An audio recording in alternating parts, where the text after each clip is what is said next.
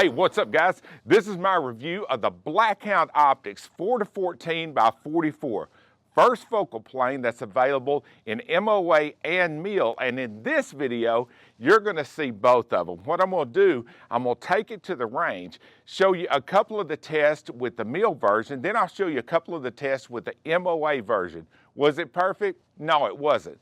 Was it really freaking good for a budget scope?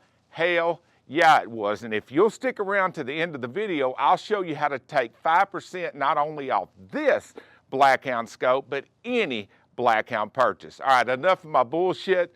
Let's check it out. All right, there's a look at it. There'll be no unboxing videos on this channel. Let's take a look at the eyepiece. Now, the eyepiece on it is, it's not the smoothest thing in the world, but then again, it's not the most expensive scope in the world. But when you do get it all the way out or all the way in or anywhere in between, there's no grit of any kind. Now the magnification ring on it turns very, very smooth. The only slop I felt was in the eyepiece. I think a big part of that is the fact they either didn't use enough lubrication or it's just budget O-rings. It just comes with a budget scope. There's a look at the side focus, goes from 10 yards all the way out to infinity. It's got an 11-step illumination. There's no stop in between each step, but there is 1 0. You'll see it right there where you can turn the illumination off. The entire reticle illuminates, not just part of it.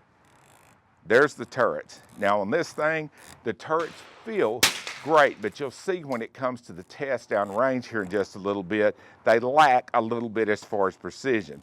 I'm trying to make an honest review. The guys at Blackhound are cool with it. I hope you are too. Feel and hear every single click.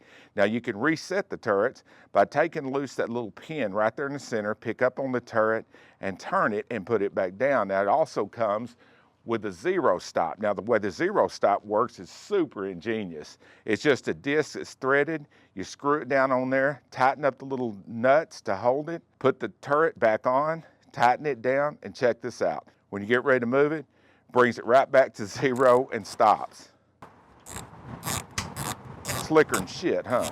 You can't beat a 0 stop like that. It's one of those things when you see it in service, you think, why the hell didn't everybody else come up with a 0 stop just like this? All right, I got it in the fixture. All right, let's look down range and see how she does. We're gonna start out by taking a quick look at each reticle. There's the mil radian reticle. Here's the MOA reticle. Now what I'm gonna do, I'm gonna do the vertical and horizontal tracking with the MOA, then we'll come back and look at the mil reticle to do the other two tests. Right here, I'm just running it from top to bottom, bringing it right back to 0. Now, one thing that all of the Blackhound first focal planes have, look how easily you can see that reticle. All of this is filmed at 10 power, and it is super easy to see whether it's on the highest or at the lowest magnification. A lot of the first focal planes, when they make these scopes at the low magnification, you cannot see the reticle.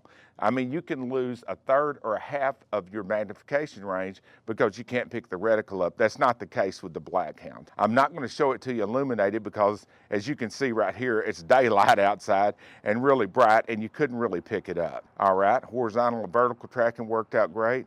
Sorry about the movement. It was just really, really windy.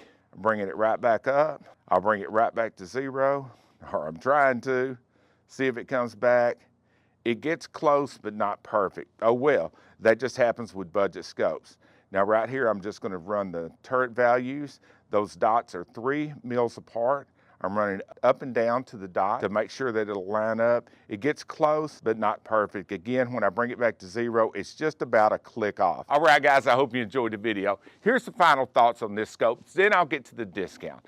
If it were me and I'm looking for something in this price range that has the best glass available with a reticle I can see at any power range, something built like a tank and something that I'm just gonna dial it, set it, and forget it and use holdovers, you can't miss with this scope. If it's gonna be something that you're gonna be dialing to the target and turning the turrets all the time, I would look at the Blackhound Genesis 6-24. It is a step up. But if this is within your budget and you're like a lot of guys, you just use holdover, this thing is great for one main reason. Well, for two main reasons. One, the glass. The other is the reticle is so easily visible and so easy to pick out of the background. All right, the discount. All you have to do when you go to Blackhound, you're going to see a link below.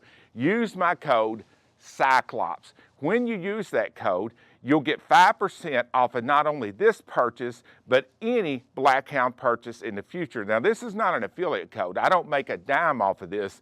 This is just a way that Blackhound's set up so the guys that watch my videos can save a bunch of money, and I greatly appreciate them for doing this, and I appreciate you guys for watching.